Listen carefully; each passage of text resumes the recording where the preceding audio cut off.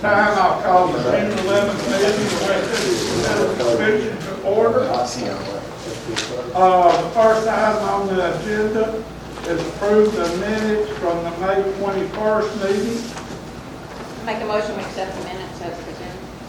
I second it. Okay, I have a motion by Ms. Marshall, a second by Mr. Holmes to approve. Any additions or deletions? All in favor of approving? Aye. All opposed? Minutes are approved. Second item is the May safety report. Good morning, all. All right. Good morning. Okay. We are 86 days since the last report. Leaves us 235 since the last long time. We had no report was made. So after one for the year, our incident rate for May is 3.2. And then today's incident rate was 5,328 extra hours into June. It says May, but it should be into June. Brings us down to a 3.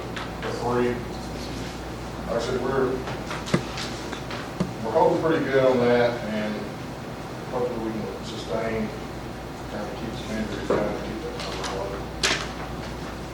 For training, I didn't add a sheet for training, but because we've kind of been limited to what we can do, trying to social distance. A lot of things have been closed, we haven't been able to have trainers come in.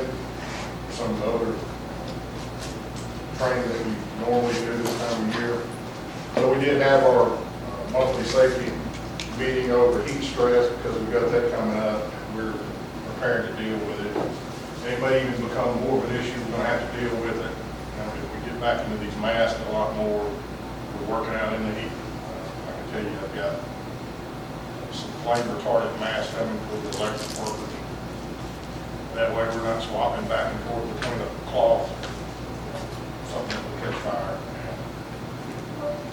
When they're talking to customers and working close to themselves and working in proximity of electricity. And I got a feeling that, like I said, we get these high heat index days under these masks, breathing our own breath, not going to be in a little bit of trouble there. Right. Keep that in mind. You want to tell them about we're probably going to go away from the water coolers? Yeah,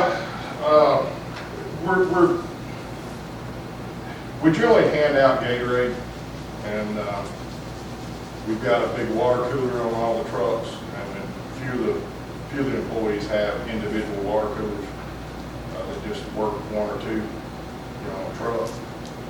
Others got 5-gallon water coolers, and in that communal water cooler situation, we're looking at just getting everybody their own personal 1-gallon cooler, and trying to separate somewhat of that. The Gatorade situation, I just don't know how we're going to handle it. We may not even be able to do it. So we'll have to- What do you use, bottles, or what do you? Yeah, the bottles, and then you're back into a communal thing with, an ice chest, something to keep them cold. Yeah, like I said, I'm really hoping this stuff will, like I think everybody is hoping that we will get out of it a little bit, get back to the normalcy. It's just a bit of a challenge trying to figure out how you're going to deal with it. And that's all I've got. Anybody got any questions?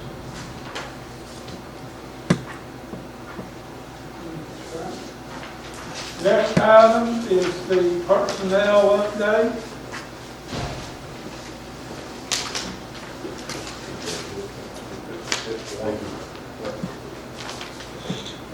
All right, going over the numbers, we had one involuntary resignation in the water department.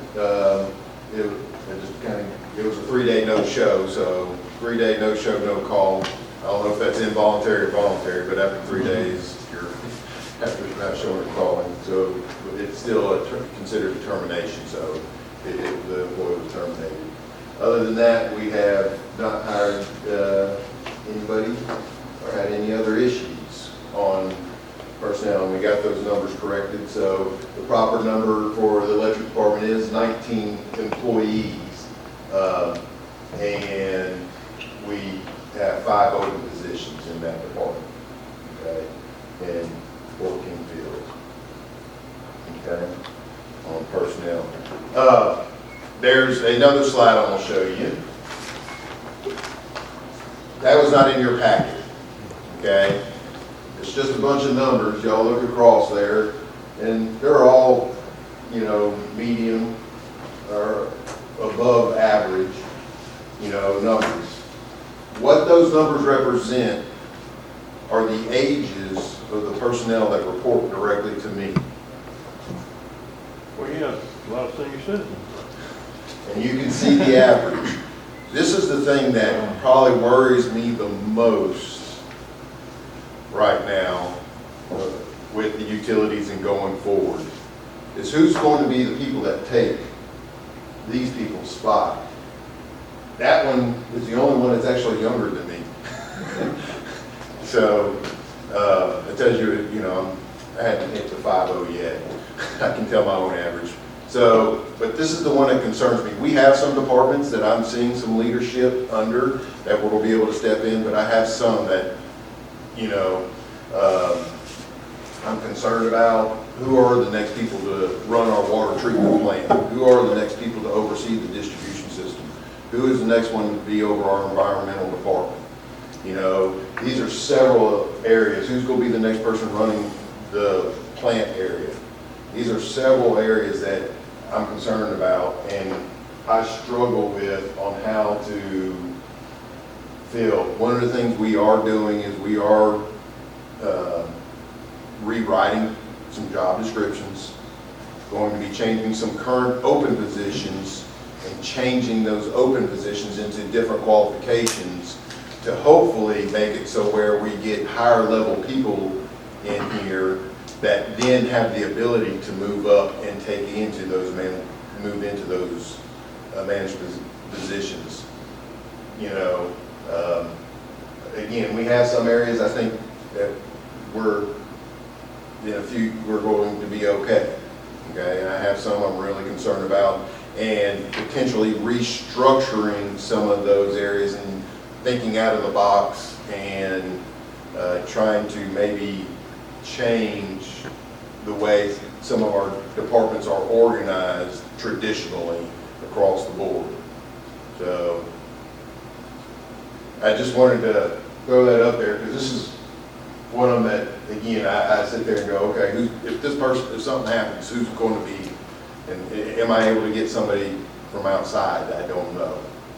And again, no matter what, that y'all know, you know, institutional knowledge is an important thing. I mean, you can ask T stuff about the school system, and he can say, well, I can remember, and we did that back, you know, that those things are so important to an organization to have those people that have been around for a period of time and can they have that knowledge of, oh, I remember us doing that, and this is what happened. And, you know, and I know we're always in changing times and everything's changing, but always having that institutional knowledge is, I think, important, and not bringing somebody in fresh and having to learn everything and go through maybe some pains of the past and having to train them from scratch, you know. Here, I'm gonna bring it, one of those, Danielle, I was lucky enough to get her from the office and move into my administrative assistant position. It was very beneficial to me that she already knew our processes, knew our system, so when she came over, she was able to start helping customers and looking stuff up and do things immediately. So those type of things and those is where we got to start finding those leaders within our organization. And if they're not passing the proper certifications that one day they will be able to move into those steps, that's where I got to start coming up with, I think, different ways to get people in here that can be potentially qualified to do that. Just one day I was doing that and I was like, oh, that makes me, I had never put it on paper. And when I looked at it, I said, oh, that's good. And then when I did the average, I was like, oh, that really ain't good. It kind of, you know, I guess, just, you know, I knew it subconsciously, but when I put it down on paper, it kind of made me a little bit nervous that basically the average age of my department head staff could retire tomorrow. Well, that's what, I see 4 that within hours of retirement. Yeah, Have you talked to these people and see what their plans are, or? I do. Okay, I asked them, I don't think any of them will sit there and say, I'm retiring tomorrow. okay, You see what I'm saying? yeah. But anything can happen. That's right. That's exactly right. A lot of circumstances can change. You're absolutely right. I mean, and not one of them will sit there and say, yeah, I'm leaving tomorrow, or this is my day exactly. It's, you know, and again, people are working longer these days, you know, and staying in the workforce longer. So, you know, even though I guess at 62, you can start technically retiring and start drawing Social Security, is that right? Or is it older than that? You know, a lot of people are not doing that till 65. Or, you know, and even now, some are getting a lot longer than that, I think, to get the full Social Security. So it is, you know, people are working longer and staying in the workforce. For one thing, the health insurance issues out there, people are staying in the workforce longer because of the benefits of working for an employer who provides health insurance. You know, so, yeah. And we're going to sit down with those. I'm going to be sitting down with those more. Then they call, you know, succession planning. Where are we at? And that's one of the things I've got to get refocused on is our succession planning and, you know, seeing where we are going forward long term for 10 years. You know, not tomorrow or next year. Where is this utility going to be in 10 years from now, and who's going to be running it? Because again, I'll tell you, I'm 48, going to be 49 this year, you know, so 10 years, I'm 59. Who's going to be the person that then is stepping in behind me, you know, or is it one of these, and, you know, or is it going to be potentially a global search, somebody from outside? Well, I think it's because we've got that many people that age. Right. That have been here for a while. And I think that's a true statement. Once you have somebody and they are here and they get into this environment, they're comfortable with it. So you're right, it is a testament, because most of these are all long-term employees. And I think that's the key. I think, and y'all help me, those who are in this more, I think if you have an employee who's with you for about 7 years, they're more apt to be a long-term employee. I'm looking at Susan and Tina, and I know y'all deal with that a lot more, that they're more apt to be with you for a long-term versus, you know, if you keep them past a certain day, and I don't remember that exact date, you know, they're more apt to be a long-term employee. So I think that's the key, is getting people who are comfortable here, getting them to that point and saying, okay, I'm here. This is, you know, where I want to be for a while. Any questions? Thank you, Tom. All right. Any further questions on personnel? Next item on the agenda is financial update. All right. Here's the April financials. Starting out with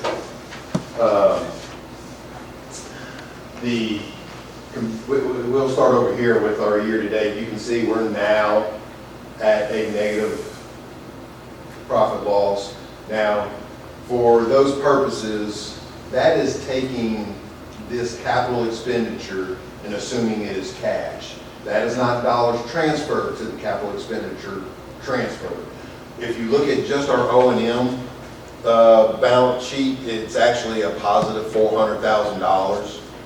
Okay, it's, again, I've said this several times, I have Tori go and show this, whatever we spend on capital expenditures, as just cash out the door. It's not the actual transfer over to that depreciation fund, okay? But you can see by line item where we're at. Electric is profitable by $1.2 million, and you see sewer, and then water pretty much breaks even. It's close, every year it's real close. If you look at last year's by breakdown, it's always real close to just breaking even. This department right here is the one that, as y'all know, is the booger bear. You drive around town and you can see that. You know, doing those point repairs are very expensive. We're still struggling with a lot of, with the one over on West Walnut. Ward, and yeah, I saw he just walked in. He thinks there's a artesian well over there that's just pumping water straight into the ground into the area, because they are still dealing with groundwater in that area. And they've got how many wells, Ward? They've got 4. They can move up to 4,000 gallons per minute. It's clear water. We tested it, make sure it wasn't ours. And we don't understand why it's like that. We can't explain it. Nobody really understands where all that water's coming from, because we went from the project over on Avalon and Broadway, they moved a crew over to Woods and Jefferson and are working on that. They dug down to the same elevation, depth, and not a drop of water. They're moving, we don't understand where all that water is percolating from the ground. It's just, we're just like, well, we might have to just wait until the river decides to finally go down negative and that it falls out of the ground table. Yeah, but again, just literally on the same line. How far is it from Woods and Jefferson to West Walnut? You know, it's a direct line across there. It's dry as a bone. I mean, they're digging, they're progressing very well. They've already set the manhole that is out in Woods and working west towards the one that tees into the manhole area, or into the pump station, excuse me. And then and hopefully we'll be doing that this week with such beautiful weather that we're having. And then hopefully moving west, they're going to complete that job. Hopefully, we think within the biggest issue over there is setting up the trench boxes. We'll say about a month. They'll hopefully be done if we don't run any unforeseen circumstances. The biggest issue over there is because of that transmission line that's right above them. They're having to be very, very cognizant of that issue, because again, that's 161,000 volts when they're trying to put those boxes in, and with the track hoe and everything, and it's a very dangerous situation. But that's where our monies are, and we're going to continue to see those large capital expenditures with the projects we got going on. We're going to be doing we received our report back from RJN on our SSES, which is Sewer System Evaluation and Study for the east side of town. We're putting plans together right now to bid, starting to fix all of the manholes that were found to be issues on that side. We are also doing the pump station design for Station 9, which is down into South Avalon. And then we're doing the force main design that will reroute the sewer from cascading through several pump stations and being pumped directly into Station 9. So those are the 3 major projects that are under design. And then Pump Station 17 is being rehabbed, which has already been bid and y'all have already approved. And it's down on Ingram. That's a station that's going to be getting new pumps and getting up to date. So this capital expenditure will continue to be a large item.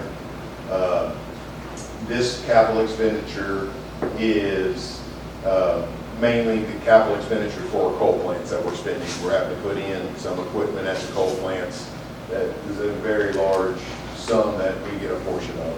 So, comparative to last year, you can see, you know, we are negative, but you can see where it is right now, is our capital expenditures comparatively for the most part.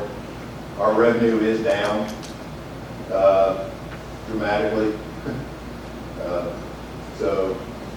But revenue's down. Large part of my revenue comes from buying the power. Okay. Even though I'm buying less, you can see my transmission charges are still up a little bit.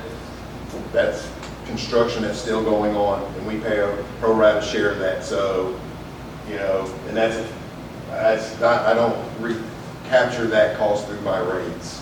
So that's is a fixed cost.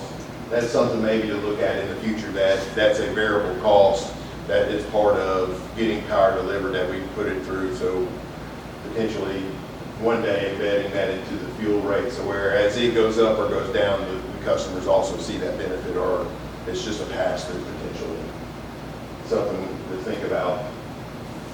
Okay. Any questions about financials? And then the other one is just a breakdown of each monthly of how we had done per month. Any specific questions on the financials?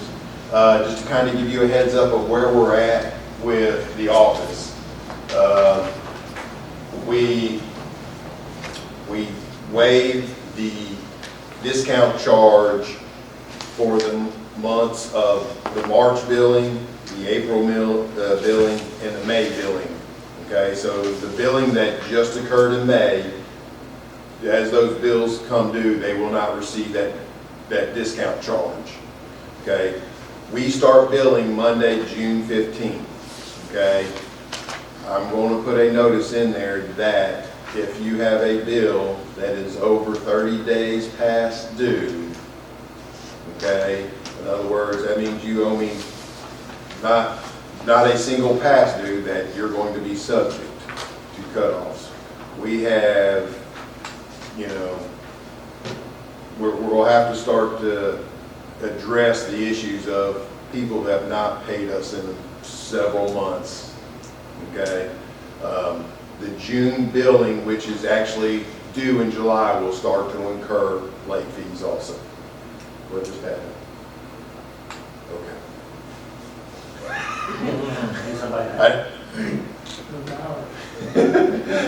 What is the current arrears? I don't know that number off the top of my head. I should have ran that report before I came in, and I apologize. I can tell you it has steadily went up. And the ones that are not paying, and what's happened is now that it's going to be roughly, this will be the third month that we have not been doing cutoffs. You have those folks that you can tell, there's some folks that literally, they pay their bill, but they just pay it late every month. So they're always in the over 30.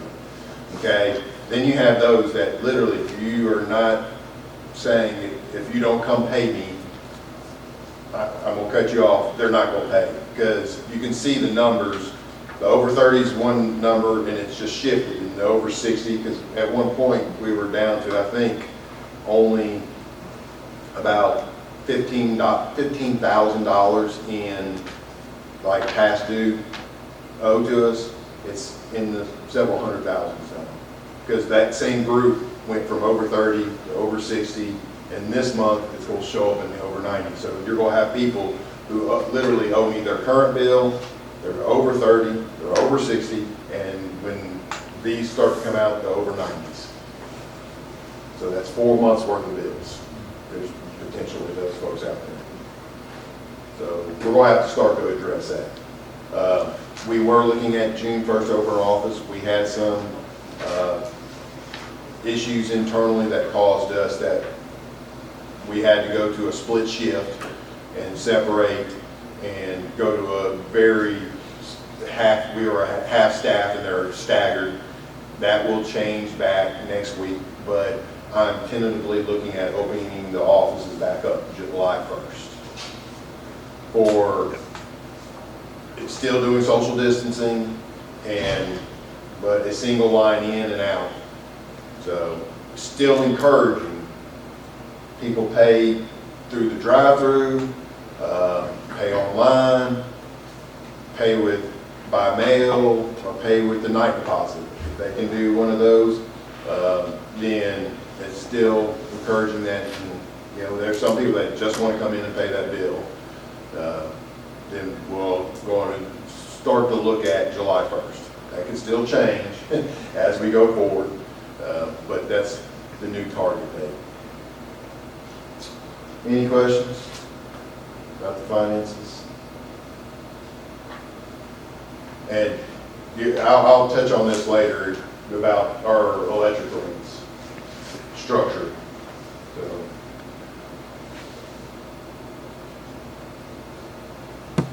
Any further questions? Good. Okay, I mean, I looked at them before I came, I know what they said. And again, that's where it is broken down by month. Okay. okay. Next item on the agenda is net metering rules. All right. Net metering. Let me explain what net metering is. Net metering is that it's the ability for a customer to put in what they call distributed energy generation behind their meter. A solar panels on their house. If they wouldn't, very few people would do this, but because of where the prices are, but a diesel generator, you know, anything behind their meter that then they're able to have the ability to supply power to themselves and potentially supply it back to us. The rules recently changed at the state dealing with this type of issue associated with the IOUs and AECC, who are the people who are they're regulated by the Arkansas Public Service Commission. Okay? Municipals were broken out, and the authority, and it was the state clause, was given to the local city to decide how they want to administer it. Okay?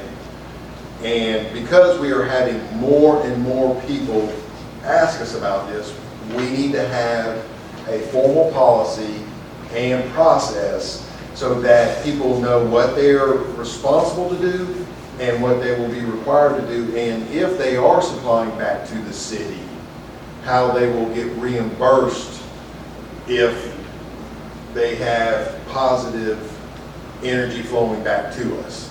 Okay? So in a nutshell, that's really what it entails, is regulating those personnel or those facilities, and the surcharges, and then what they will be required to do. I can go over some brief steps in it if you want. If you have some specific questions about it, I don't think we're going to have very many of these pop up. Our energy rate is so low that it truly, to me, is not cost effective because of the payback on the capital expenditure versus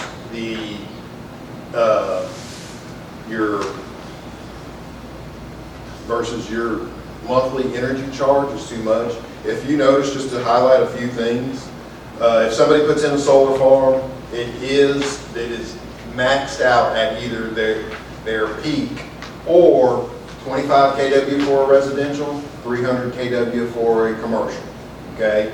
Or your peak. If your peak is lower than that, you can't put in a generation facility larger than your peak, okay? Or your demand peak, okay? But there are some months that you potentially, if you have one up to your peak, which is in the summer, all of us know we pretty much set our peak in the summer when our air conditioning is running.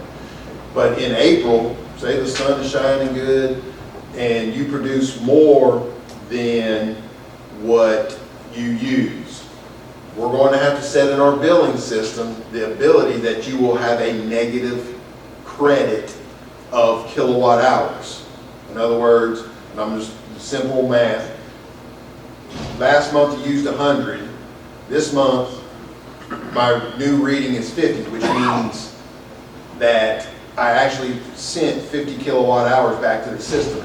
You now have a negative 50 on your billing system, and next month, if you use, and your new reading is 75, you still have a negative 25, okay? Because we originally charged you for the 100 you had used, okay?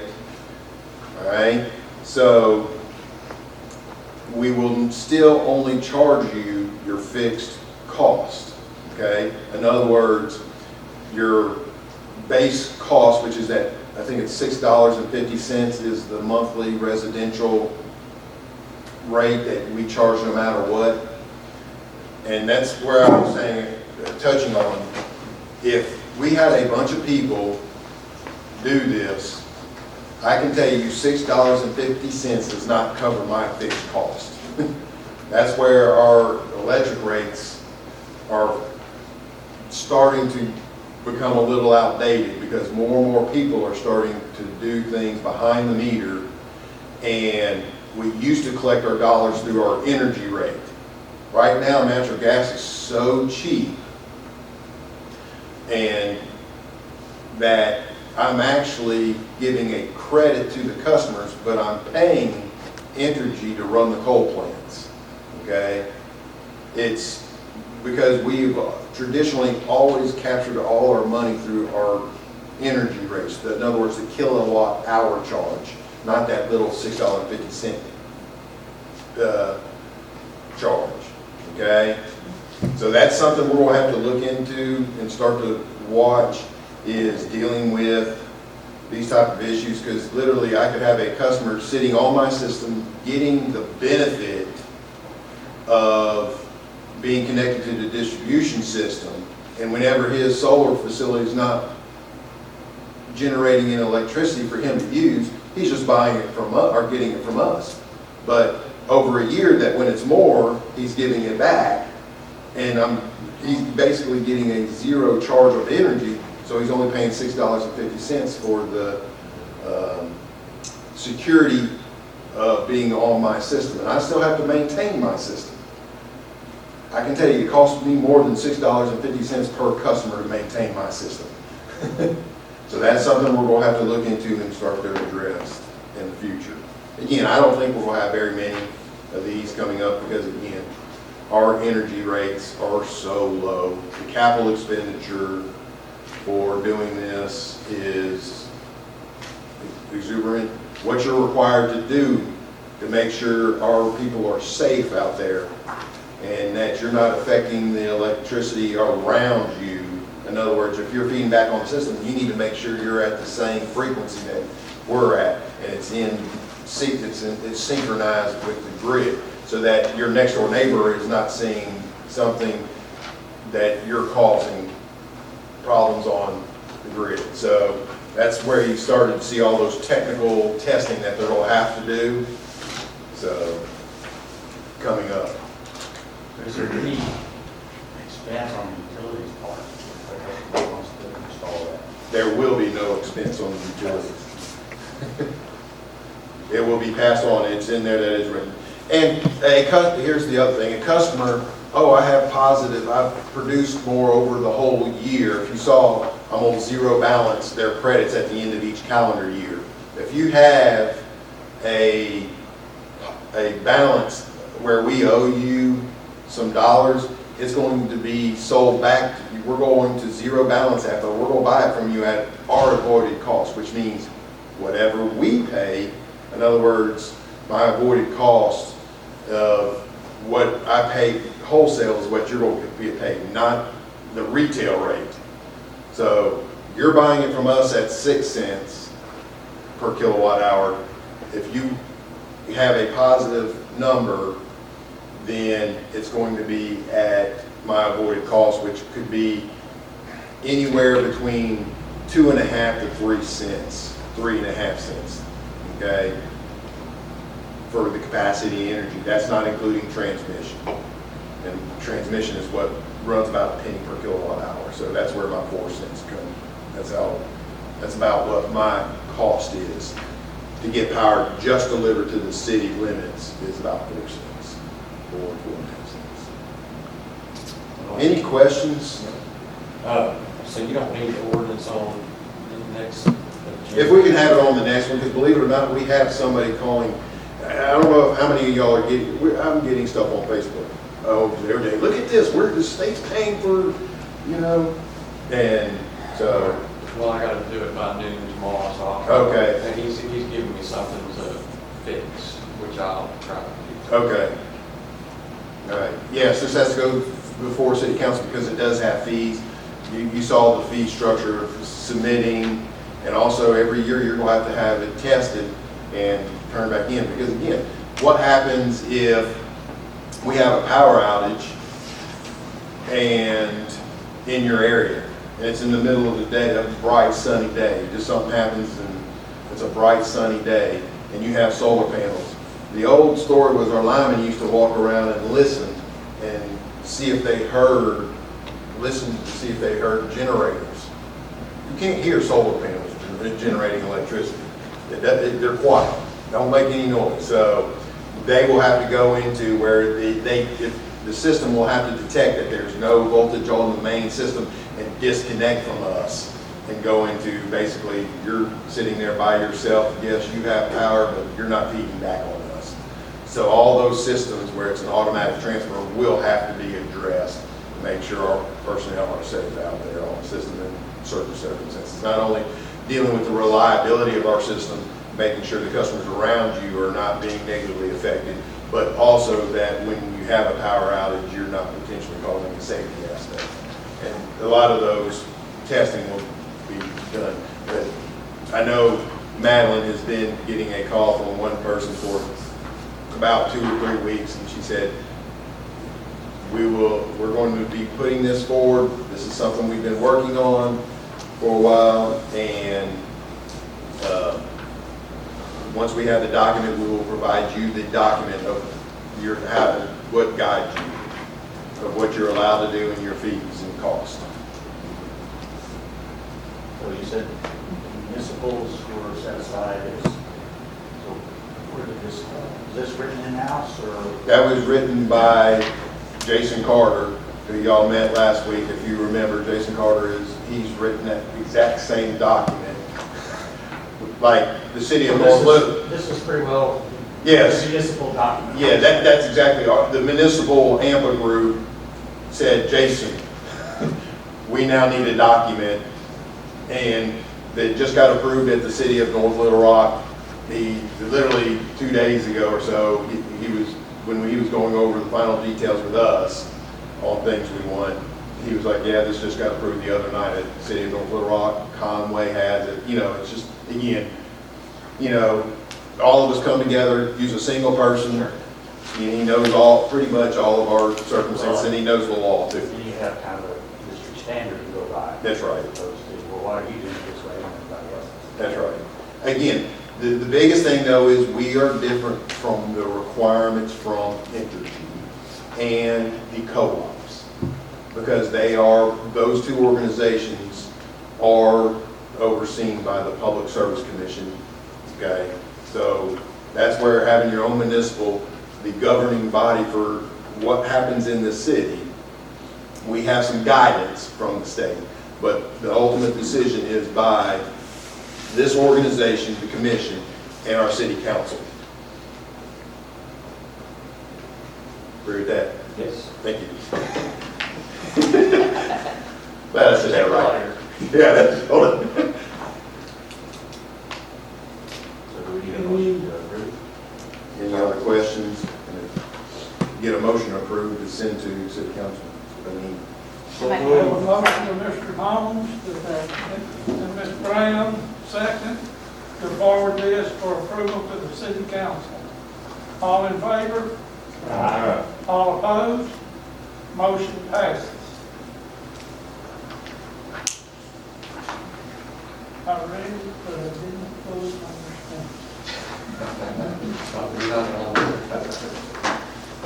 I've read it many a time, and each time I read it, I find another word, I gotta go.